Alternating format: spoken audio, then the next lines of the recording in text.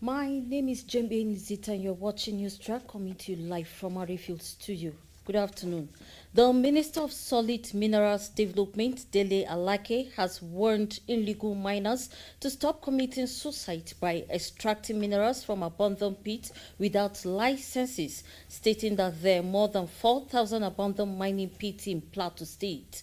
The minister revealed this in a statement issued on Sunday by his special assistant on media, Lara Owoye-Wise, following the death of 7 people in a collapsed mine pit at Kasa, Birkinladi local government area of the state.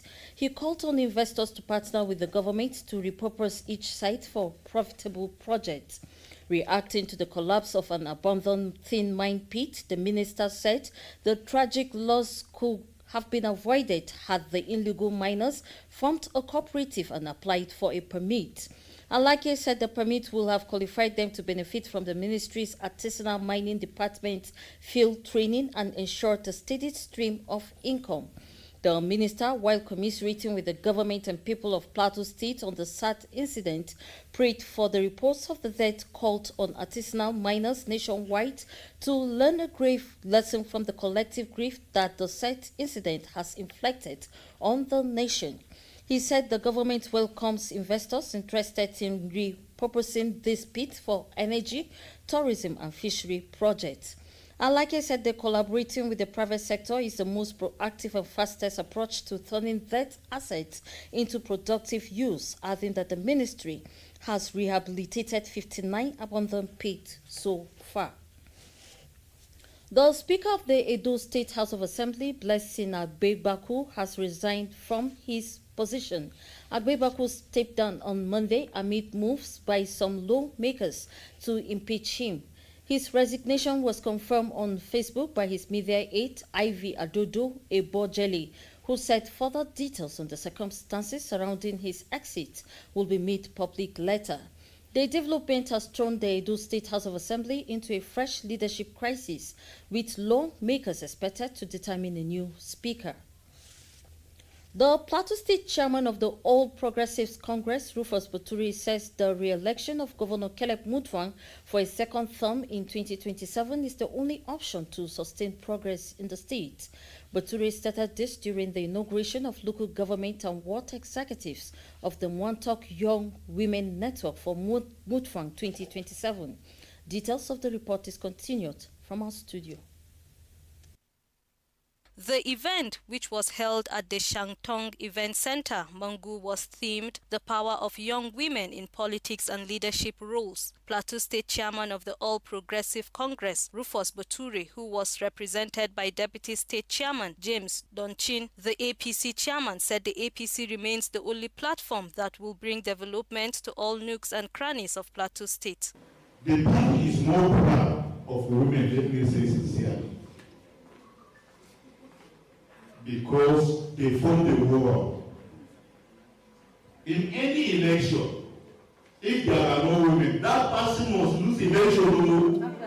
In her address, the state coordinator of Montauk Young Women Network, Patience Aliu, said the group was formed to ensure young women participate actively in politics and governance. She added that the Governor Caleb Mutfwang's administration recognizes women as major critical stakeholders in promoting democracy and inclusive governance. We are here to talk, to learn, to connect and to commit. We will discuss the barriers we face, the opportunities available for us, that's the young ones, and the role we must play in shaping the politics and leadership of our time. The Grand Patron of the Montauk Young Women Network and liaison officer to Governor Caleb Mutfwang in Abuja, Danladi Montauk, urged the newly inaugurated executives to use their platform to promote issue-based politics and build a strong network of women in politics. How can they be the leaders when we are not carrying them along today? So they need to begin to put these young ladies together to be able to get them integrated in political movements towards becoming real leaders tomorrow. Delivering the symposium lecture, guest speaker Patience Yakubu, Longdi Alexander and Kempia encouraged the young women and ward executives to bridge the gap between government and grassroots. The newly inaugurated LGA and ward executives were sworn in by the Oath Commissioner Berde Pansha, who charged them to see their appointment as an opportunity to serve humanity. Goodwill messages were delivered by the councillor representing Kaswan Ali A Ward in Mangu, the APC Publicity Secretary of Mangu LGA, and Chikas Kumle. The Revenue Mobilization Allocation and Fiscal Commission, RMAFC, has completed the review of the remuneration of political office holders 18 years after their salaries were last reviewed by law, saying the proposed new and revenue allocation bills will reach the National Assembly before end of the year. Chairman of the Commission, Dr. Mohamed Bello Shehu, disclosed this at a breakfast session with members of the Guild of Editors in Lagos. Shehu said the review covered the president, governors, deputy governors, legislators, and other political office holders, stressing that the existing salary structure was based on legislation dating back to 2007 and 2008. He said from 2008 to date, the salaries of not only legislators, but also ministers, governors, and the president have not been reviewed by law. According to him, the commission attempted to review them twice, once in 2013 and again in 2022. According to him, the latest review has been completed and is being processed in collaboration with the Federal Ministry of Justice. Shehu argued that the prolonged stagnation of political office holders' salaries was no longer sustainable, noting that the cost of living had changed considerably since 2008. Giving support to widows from individuals, the church and the society is critical in addressing their plight and well-being. Founder, Widow Outreach Gospel Ministry, Nigeria, Kaneng Tongjin, made the submission at a non-denominational 21st anniversary Thanksgiving and free will donation for the outreach ministry. Our correspondent witnessed the event held at Cocking LCC Genta Demu Jos. The report. Widows Outreach Gospel Ministry Nigeria is marking its 21st anniversary by organizing a free will donation for the purpose of enhancing their outreach activities in Chugwi, Dorua Babuji, and Jos North Local Government Branch.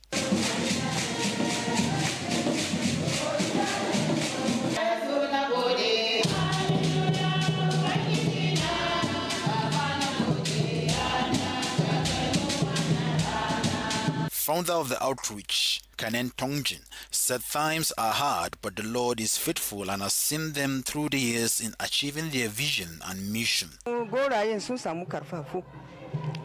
Sun duba cewa gaskiya ne yadda muka zama zaman kadaici na bai zama cewa mun gama yawo bane.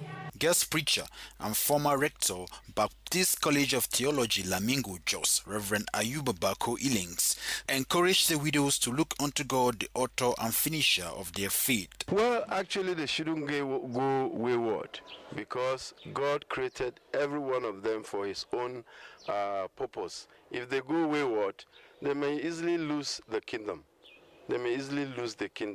So they should be strong in the Lord and continue to keep trust on God. Adding their voices, Chairman, Board of Trustees, Dasbak from Pun, and the Senior Ward Head, Genta Adamu Community in Jos, Dakabala Bako Boide, said the Outreach Ministry has helped widows through the provision of vocational skills and training. I want to call on the government and well-spirited individuals worldwide to support this ministry because it is divine. Gwamna yana zaka yi mamaki irin yaran da suka train nasu a makaranta ba kadan ba. Suna kokarin train yaran su a school.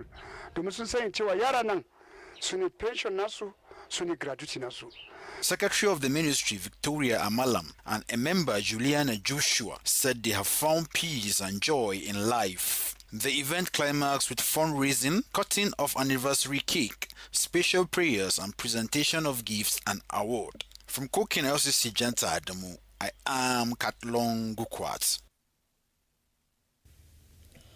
The Jos East Local Government Council has flagged off the sale of fertilizer to farmers for the 2026 farming season. Chairman of the council, Marcus Yam, flagged off the distribution in the fertilizer store in Angwari. Our correspondent, Simon Swakia, has details as presented in our studio.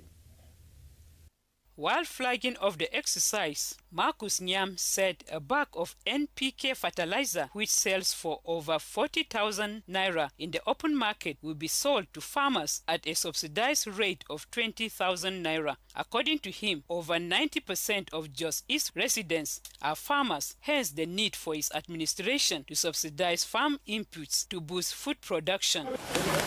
And in fulfillment of our campaigns we felt that we will be able to reach out to our people where their priorities are. What is the priority? Is farming. Today, the chairman added that his administration will continue to key into the agricultural vision of Governor Caleb Mutfwang to ensure farmers are adequately equipped. In a bid to ensure inclusivity, the chairman directed that persons living with disabilities, religious bodies, traditional rulers, critical stakeholders, and security agencies should be given fertilizer free of charge. I remember we have benefited and we are still benefiting from the fertilizer that was bought by the state government.